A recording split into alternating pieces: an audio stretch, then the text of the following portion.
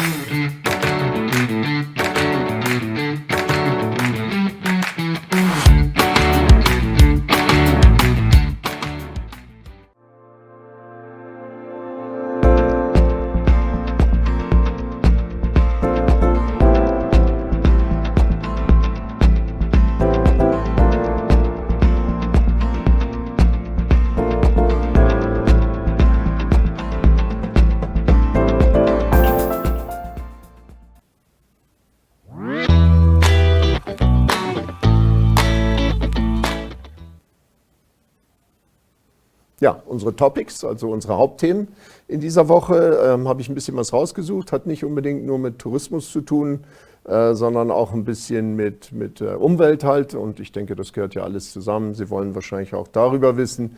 Also in dieser Woche haben wir zum Beispiel eine Konferenz gehabt, Biomasse, die GIZ und zwei Organisationen, die sich daraus ergeben. Und das eine ist das Environmental Economics Network of Namibia, also es ist ein Netzwerk. Und dann Bush Control and Biomass Utilization Project. Da geht es um die Nutzung, die nachhaltige Nutzung vor allen Dingen der Biomasse. Überall in unserem Land heutzutage sieht man diese ganzen Öfen, und diese Brennöfen, mit denen Holzkohle hergestellt wird. Aber es geht auch des Weiteren, sehr viel wird ja auch benutzt von der Brauerei oder Orongo, die sich teilweise das Zeugs gebrauchen in ihrer Herstellung. Also die haben dann eben auch Nebenprodukte, die aus diesen Öfen gewonnen werden. Also man kann da sehen, da ist einiges mehr als wie nur noch Holzkohleproduktion. Und das ist halt ein Thema, das bei uns immer wichtiger wird. Die Verbuschung über die Jahre hat halt mit sich gebracht, dass der Klaus Schade, einer der Volkswirte, die da einen Vortrag hielten, berichtet, dass er schätzt, dass bis zu 30 Millionen Hektar durch Verbuschung uns verloren geht, oder zumindest die volle Produktion ist nicht mehr zu erreichen. Durch diese Verbuschung würden wir bis zu 1,6 Milliarden Namibia-Dollar verlieren. Also er meint insofern verlieren, auch weil eben Zufutter aus Südafrika importiert werden muss und so weiter. Auf der anderen Seite Gegenden, die jetzt für die Rinderfarmer nutzbar würden, sind momentan noch nicht nutzbar. Also er meint, da ist viel, viel mehr. Da ist natürlich, vieles davon wird ja auch für die Futterherstellung. Manche Farmer häckseln und vermischen das mit Zufutter, was natürlich in der Trockenheit auch eine gute Story ist. Ja, das war, wie gesagt, unsere Biomasse. Dann kämen wir jetzt zu unserem Umweltminister. Der hat in dieser Woche, da sehen Sie ihn, der ist der zweite von links, das ist unser Umweltminister Pohamba Chifeta. Er hat dann seinen neuen Umweltkommissar vorgestellt, den Timotheus Mofeti, der ist links von ihm, also im Bild links. Und rechts von ihm ist die Dr. Caroline Ors, das ist eine hochqualifizierte Biologin, die steht dem Timotheus Mofeti zur Seite, also sie ist sein Vize. Und dann ganz rechts im Bild haben wir noch den Kolga Sikopo. Bis jetzt war der Direktor der Nationalparks, also zuständig für die Nationalparks. Der ist ab heute, also seit gestern, ist er amtlich Vize-Staatssekretär. Und der neue Staatssekretär, der fehlt leider in dem Bild, das ist der Theophilus Ngitila. Also er hat also ein gesamtes neues Team. Was heißt neu? Das sind alles Leute, die vorher eben schon im Ministerium beschäftigt waren. Ich denke, er hat da ein ziemlich starkes Team ausgesucht. Und das Schöne ist eben, er möchte sich absolut jetzt, wo die Forstwirtschaft unter sein Ministerium fällt, will er da richtig aktiv werden und sucht die nachhaltige Nutzung unserer Edelhölzer oben im Nordosten, die ja nun leider sehr oft negativ auffielen in den letzten 2 Jahren, weil da einfach abgeholzt wurde und teilweise unsinnig und kriminell schon vorgegangen war. Er selber ist sehr ausgesprochen, unser Minister. Er meinte, also was ihn anbetrifft, hätte es eigentlich kriminelle Konsequenzen geben müssen. Aber er will sich jetzt nicht im Nachhinein noch da einmischen, scheint mir, denn er meinte dann so, er fängt jetzt halt neu an und möchte auf jeden Fall, dass das in Zukunft anders gehandhabt wird. Ja, und dann hatten wir Marc Springer, der unten im Süden unterwegs war in seinem Urlaub, und der hat uns dann freundlicherweise für die AZ diese Fotos zur Verfügung gestellt gehabt. Ich finde das ganz schön. Das sind natürlich die Pferde unten bei Ngarup, also die wilden Pferde. Man sieht so ein bisschen, der Winterregen unten von der Kap ist hier hoch und hat eben für so ein bisschen Weide gesorgt. Natürlich eine schöne Ansicht und für die Pferde natürlich auch herrlich. Ja, und dann ist natürlich die Kehrseite ist dann natürlich dieses Bild hier, nicht? Er sagt leider noch sehr, sehr viel zu sehen da unten. Riesenareale, die überhaupt in den letzten 6 Jahren noch kein einziges Mal wieder Regen gesehen haben. Also wir können dann nur hoffen, dass es demnächst irgendwann mal besser wird. 6 Jahre ist eine extrem lange Zeit, wenn man dann noch Covid mit dazu rechnet. Also diese Farmer haben wirklich nichts mehr zu lachen. Und da kann man nur hoffen, dass das eben eigentlich so ein bisschen anders wird jetzt demnächst. Ja, das waren so die 3 Hauptthemen in dieser Woche, die ich Ihnen gerne zeigen wollte. Ja, und das bringt uns als nächstes zu Destinations, also unsere Urlaubsideen. Aber wieder, bevor wir dahin gehen, können wir hören nochmal, ob es da ein paar Anzeigen gibt.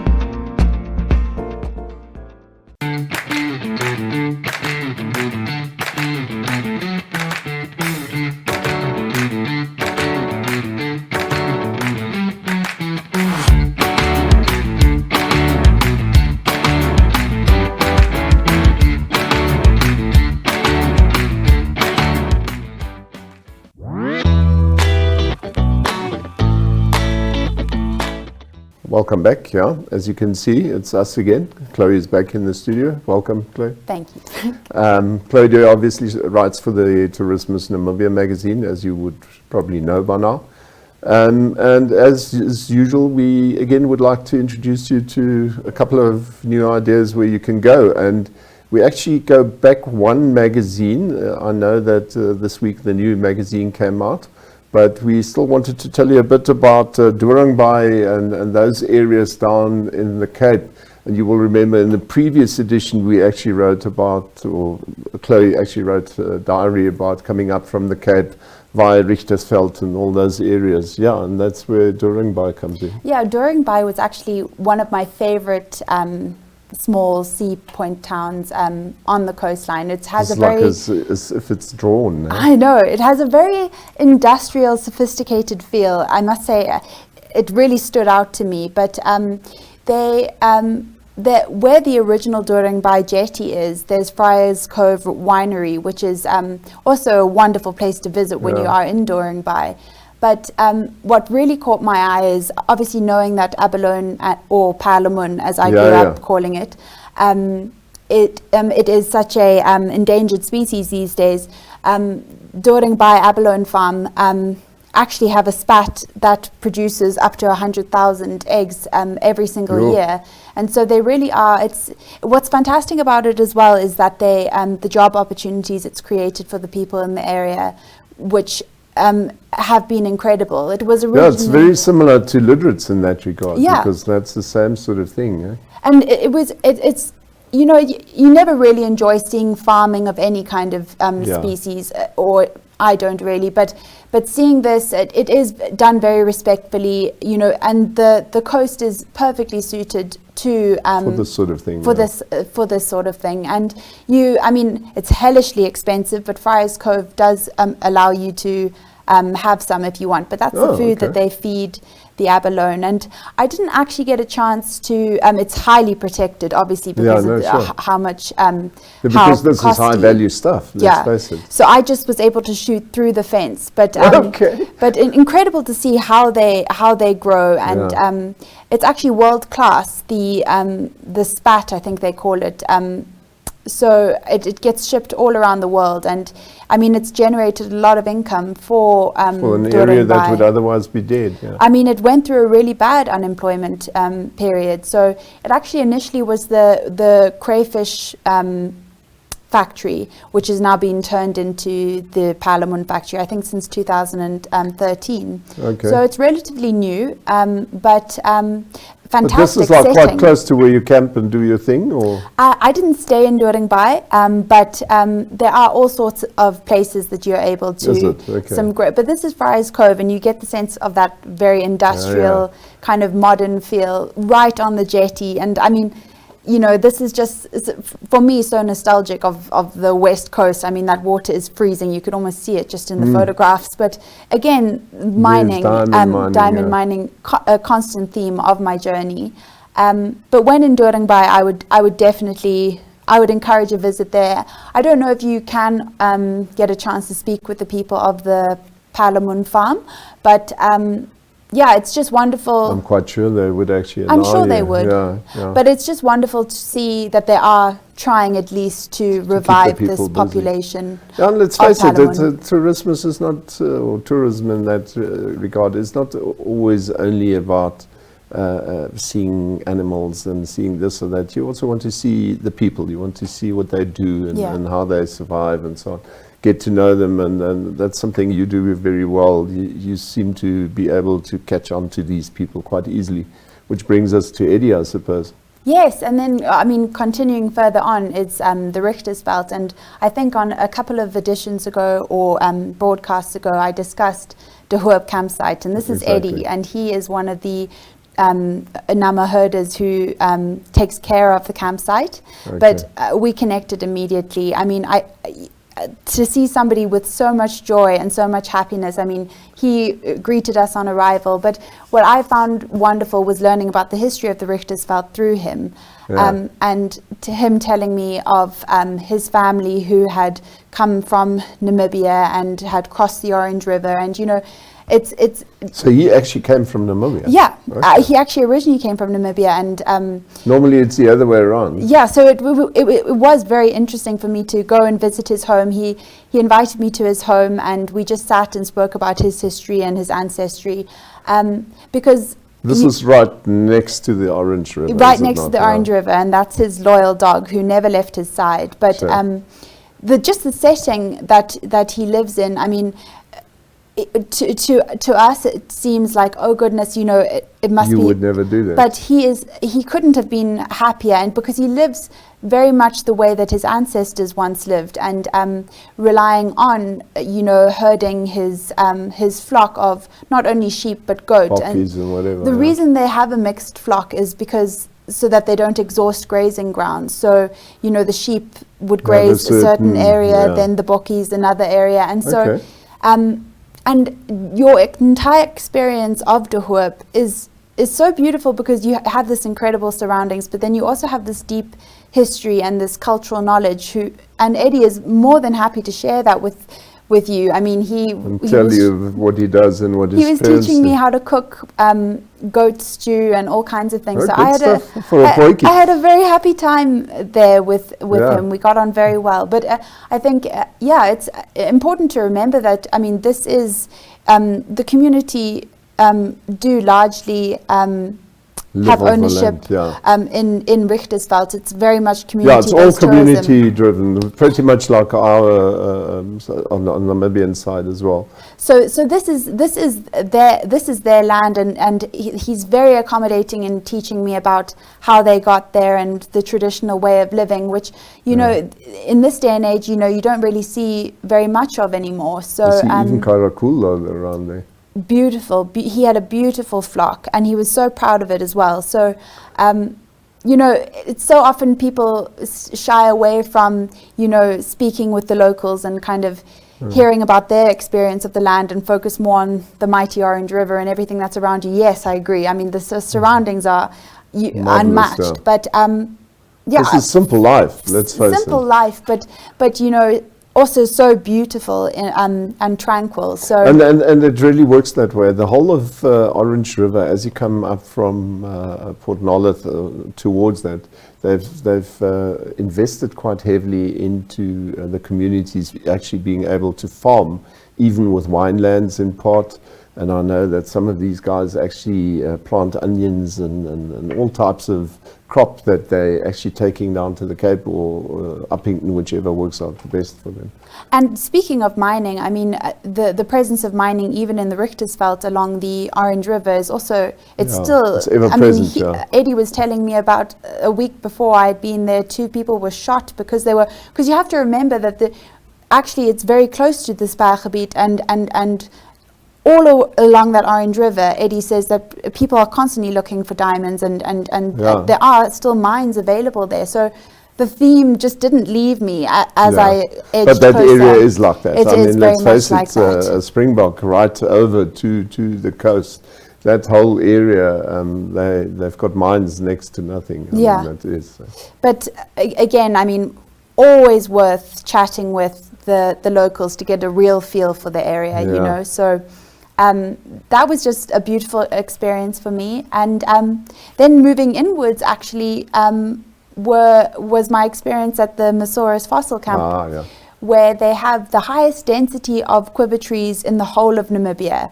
And I have to say, I found another grandfather on this trip, and he spent the hours with me just showing me the different quiver trees that he has on his farm. His name's Giel, and he has owned the farm. He's the first generation, so it's not like an old farm, but it has a wealth of history. They have German graves, they have Masaurus fossils, but they have these quiver trees. This is at Mesosaurus now. Yeah, it's the same farm. Yeah. And so these dolomite rocks he actually played music on, which I think we'll cover on another trip. But today specifically, I wanted to focus on the quiver tree. Yeah. And I learned that I didn't really know this before, but the reason it's called a quiver tree is because the Bushmen and San used to use you can see the branches almost look hollow, and so they use that to hold their quivers. And so there's Giel teaching me about all the different uses of, and I didn't actually know that they flowered either. So no, they do. I wasn't aware of that, but you can see how that perfectly would carry quivers, with the hunter-gatherers. But a beautiful experience, and actually I haven't seen that many. Well done. And as you come up from Keetmans, there are a couple of sites where you've got these, there's the quiver tree forest is quite close to Keetmans as you go out towards Kois. So no, there are various, and even further down, if you go down to Fish River Canyon, in parts you will also find places where there are spots where you find many of these. So they obviously feel at home in that area. They actually are living fossils, which I also didn't realize, because neither. They're ancient. They actually are ancient. So it's definitely worth, if you are into nature and actually solitude, I would say that this is, you can't miss. It's something different, and that's the big thing that we're trying to promote here. It's not always just doing the same thing over and over. Yes, obviously we always want to see elephants and lions, all of us do, but this is something different, and it's something that you're not going to see every second day. But I think more than the environment, I think what we want to start promoting more is the people. And I think all of the places that I've discussed today, Eddie, Giel, the people and they've really given the already beautiful landscape so much soul and so much heart and so much history that it makes it all the more worth But if you really think about it, it's go. pretty much the same when you spoke about Kavango and Zambezi, you know, and it comes back to that old argument of mine is, I don't know why there's this urge for people to always leave Namibia, go to a neighboring country to get to know the people and see how they live. Yeah. While here at home, we've got the exact same thing. Yeah. So we just need to make use of it and get out there and actually drive. I had a good friend, he and I, we would always do this so-called wild camping. Simply drive, don't book. Just drive and come to places. They're all too happy to tell their story. Yeah, you can stop at a farmer. Most farmers, if you stop there early in the afternoon, you say, listen, I just want to camp here for the night. I've told you a couple of funny stories. You must share that story sometime, Frank. It's hilarious. Yeah, I suppose it's not so good for TV. That's hilarious. But you know, some farmers are obviously sort of think, what's this guy doing here? But most farmers will allow you to do your thing, do some wild camping. They'll probably even join you for a beer or something, and you can share a couple of good stories. So don't always book. Just simply take the wild side and just find out what our country is all about. Anyway, so next week we'll bring you some more ideas.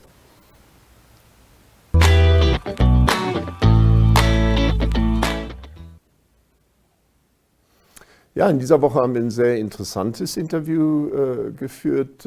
Ich hatte die Gelegenheit mit Herrn Gys Joubert von Gondwana Collections Namibia. Das ist natürlich eine der größeren Tourismusorganisationen, wenn nicht sogar die größte privat besessene Tourismusorganisation. Jede Menge Lodges und sonstige Gästebetriebe im ganzen Land. Und ich wollte mich mit ihm mal unterhalten, das hat er mir dann auch erlaubt, hat mir einfach mal erzählt, was er so von der Covid-Sache denkt und wie sich Gondwana in dieser Zeit verhalten hat und jetzt demnächst verhalten möchte, wenn es irgendwann wieder vorangeht mit dem Tourismus. Aber hören Sie selbst rein. Right, let's try again. You as viewer wouldn't know it, but we just tried, and as luck would have it, suddenly people start working around us. So, my name is Frank Steffen, I'm obviously of Tourismus-Namibia, and we've got an interview scheduled this morning with Mr. Gys Joubert. He's the CEO of Gondwana Collection Namibia, and thank you for having us, guys. Thank you so much, and thank you for being here today. Yeah, thanks. It's really what I said earlier. We're really interested in what Gondwana has done so far. How have you experienced COVID? Where do you see the opportunities? Where have you gone and tried something new in this time? Absolutely. Frank, you know, it is what it is. You know, we said we're not going to sit here and sulk. It doesn't help. 95% of our business is gone. You know, we're running at 5% of our turnover. But that is that. We cannot control the crisis that we are in. We can absolutely control and decide how to react to it. Yeah. And I think that we've been doing. Yes, of course, some days we simply want to sit in the corner and cry. But I'm really proud of the way that the team has come together. You know, first doing the obvious things like cutting costs absolutely to the bone. Yeah. We were just laughing on take one. We just as we started, the drill went off because we're accommodating people in storerooms and all those things. We're sitting almost on each other's laps, but that's fine. It's fine. That's at least you survive. We need to survive, and the priority is, well, obviously, it's always to protect the Gondwana and the sustainability of Gondwana, but to protect our people's jobs. So now if you say you've gone down in your revenue by 95%, which is huge. So that's obviously the impact of not allowing people into Namibia. Yeah. Going forward, do you only see that you're growing that part, or are you growing inland as well as South Africa, Botswana, and those areas? No, absolutely. Look, the local market is very important to us, and it has been for many, many years. Yeah. You know, with the Gondwana card, with a permanent gesture of 50%. So we're running at about 5%, but in usual years, you know, our local business is around 15%. And it doesn't sound like much, but it's a very important 15% to us. Yeah, if you don't have it, it's sad. And it's especially in the seasonality of tourism, it's a 15% in At the the right times time. at the right time. When, so that really works. So no, we are absolutely planning, to continue with the drive on the local market, and we're working on a few plans on that. And obviously the Gondwana card includes SADC. It includes. That's where I see the opportunity, really. 100%. I agree with you. This crisis won't go away overnight. There are many things that will play a role. E-lift, things like that. So I think we've got an opportunity. We've got an opportunity in SADC, and not only in terms of bringing people here, but also for Gondwana to look at investment opportunities. Oh, to actually extend beyond the borders. Exactly. So we spoke about it earlier, but both you and I agree that self-drive tours is really the big future in terms of people not wanting to fly around too much in planes and or drive around in buses. I think you're perfectly placed for that, is it not, with your Namibia to go? I hope so, but I think Namibia in general, and that actually makes me very excited. We've been saying around this table that maybe we'll sit here 24 months time and we'll say, wow, this crisis might have been the best thing that happened to Namibia. Hopefully it will be there. I hope so. I hope we will still be sitting here 24 months time. So, and I really mean that. If you look at what's happening in the world, well, first of all, if you look at our role in global tourism, we are tiny. We are tiny. If we get 10% of Cape Town tourism, not South African tourism, this country will be full. I'm pretty sure that going forward, people will for the next few years, they will avoid big crowds. Yeah. Big European cities maybe. Cruising. Cruising is an industry that exploded over the past 10, 15 years. So again, those numbers are big. If we get a tiny portion of those numbers of people saying, no, look, I want to do my own thing, in my own personal space, where do I go to? And Frank, you will know that some of the big publications, some of the big websites in the world have already said that we are the world's #1 self-drive destination. It is, because we don't have that many people, and it's what I keep on saying, and I think you agree with that, is that we are a very sparsely populated country, so for any visitor to come here, he actually has not much of a risk. Yeah. The fact that we've got lots of COVID now at the coast, coast is not Namibia, coast is a part of Namibia, so surely if we manage this thing properly, we should be able to welcome many people here. I totally agree, and I think the big thing about this virus is that when it started, I think the whole world has evolved in their thinking. Luckily, we know more and more about the virus and its risks as we go along. The bottom line is, unfortunately, Namibia, like pretty much the rest of the world, is dealing with it. It's not going to go away overnight, despite what some world leaders tell us. I prefer to tell you. And that is okay. Again, you can sit in the corner and sulk, or you can say, look, at an individual level, we've got the responsibility. Let's, in a responsible manner, live with this.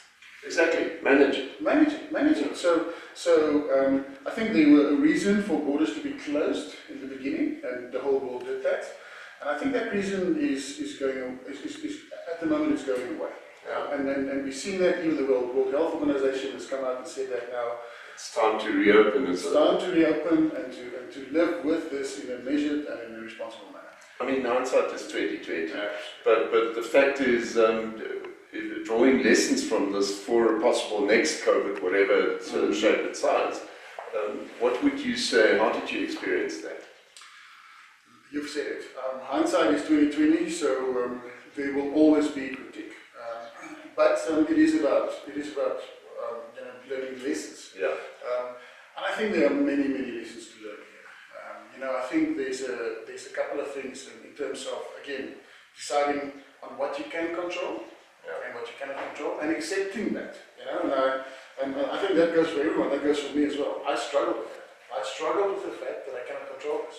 That really is why everybody sort of goes back into the corner and backs up and says, ooh. And gets frustrated, and you have to accept that first.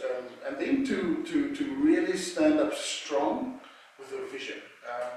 You can never allow in a crisis for a vacuum to be created.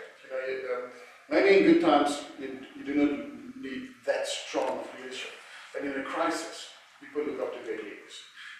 And you really need to be strong. Otherwise, if there is a vacuum, it gets filled with conspiracy theories, Exactly. and innuendo, and all those things, and fear, and fear-mongering. And that we should learn from. That paralyzes. That's a big thing. Totally paralyzes. If you fear mode, your brain shuts off. Yeah. You get tunnel vision. You cannot be creative. Nothing is going for you anymore. Nothing is going. You see it. You're paralyzed. So looking at the coast, for example, I mean, I can't even express how sorry I feel for these people. I just feel I can't try to imagine if I didn't have income for 4 months. Many of these people have really got that. Now, we're not Germany, we're not France, we're not America. We have sufficient financial strength to carry these people. So, would you agree that one needs to open it and open it fast? Absolutely. Frankly, it's not sustainable what we're doing. It is simply not sustainable. There's the financial angle. We are literally, destroying businesses. But I'm more worried about the mental. Exactly. Life. Yeah. I've spoken to one of my colleagues at the coast yesterday, and she says that is what's killing me. Is that you feel that you're walking around in this place without life, and the whole atmosphere, becomes tangible. It's not good for people. And it's that fear. And the opposite of that is no. Let us be brave. Let us be responsible, and let's tackle this thing. But cohesively, so that as one nation with one vision, because without that target, there's also a lot of infighting and polarizing. Yeah, exactly. Yeah. Like we see around the world. And I saw it yesterday. I spoke to a person, and he actually made a good point. He says the problem that he at the moment feels is in Namibia is that there seems to be a dictate from up downwards. You will do this, that, and another, instead of getting these people into a teamwork mode where you say, listen, shouldn't we do this together? What do you think? And sort of have their own decision. Because I mean, if we look at our companies, and I'm sure you've managed yours here, surely you manage this whole thing at a lower level here, and the same should happen on a countrywide level. I could not agree more. I mean, both for this crisis, but in general, I think the world has gone through many decades of top-down. Yeah, exactly. Of the strict pyramid, of the ivory towers telling the people down, what to do and what to do. Actually telling them, please don't think, we'll think for you. Yeah. That does not work. Not in the long run. It doesn't work in the long term. It destroys culture. It is not conducive, like we always say, it's not conducive to the human soul. Yeah. It is bottom up. It is truly trust and empower your people at ground level. And just lead them where there is need to be led. Absolutely. Yeah. So talking of that, how do you approach it in Gondwana itself, and where do you see Gondwana going forward? So I think that is definitely our leadership style. Is that it is extremely flat structure. It is bottom up. We always say we don't make money here in Windhoek. You do it in the lodges. It's at the lodges. Yeah. So it's very simple. Our role here is to support them. It's to serve them. They're not here to serve us. That's an interesting approach. And that is exactly what it is. It is to empower them. And obviously, we, and also from the board, you set the perimeters. These are our values. These are our, the way we do things. We talk about the Gondwana DNA, the Gondwana way. But a real flat structure. So everybody participates. Everybody participates. We've got the saying where we say, you stick your nose into other people's business, because it's Gondwana. It's not finance and operations and logistics. It's a team. So we respect the positions, but we are all in one boat, and that works so well for this company. And we can do better as a country to understand and accept that as well. We're in one boat. Yeah. There's not and we can learn from each other. We can learn from each other. And sometimes I feel we are rowing against each other.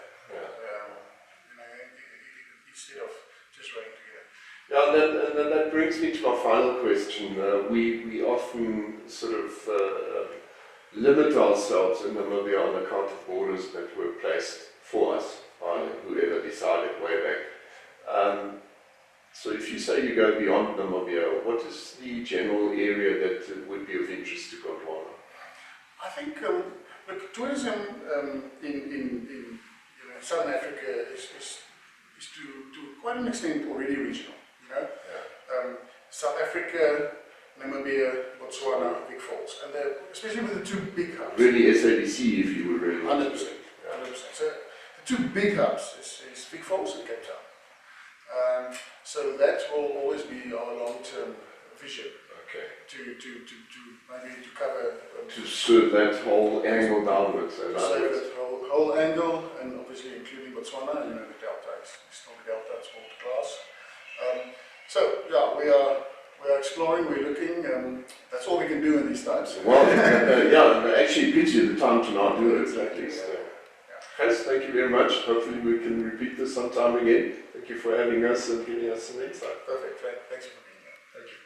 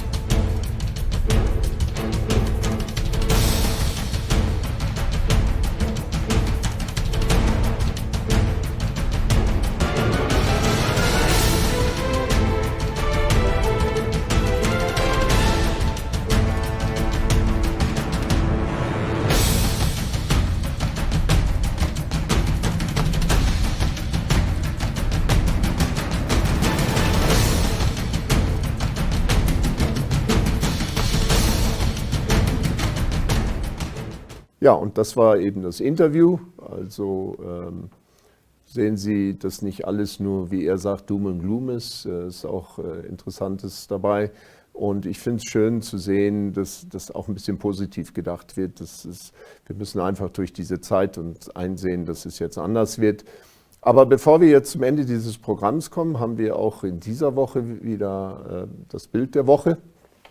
Diesmal haben wir eins von Herrn Rainer Büter. Wie Sie sehen, typisches Bild, was wir unten am Nammebrand aufgenommen, also da in der Umgebung von Sossus, Naukluft, was immer.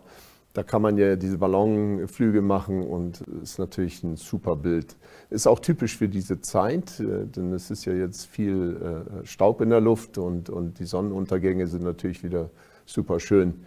Ja, ist mal was total anderes, also herrlich zu sehen und jeder, der sowas mitmacht, kann hinterher natürlich nur staunen.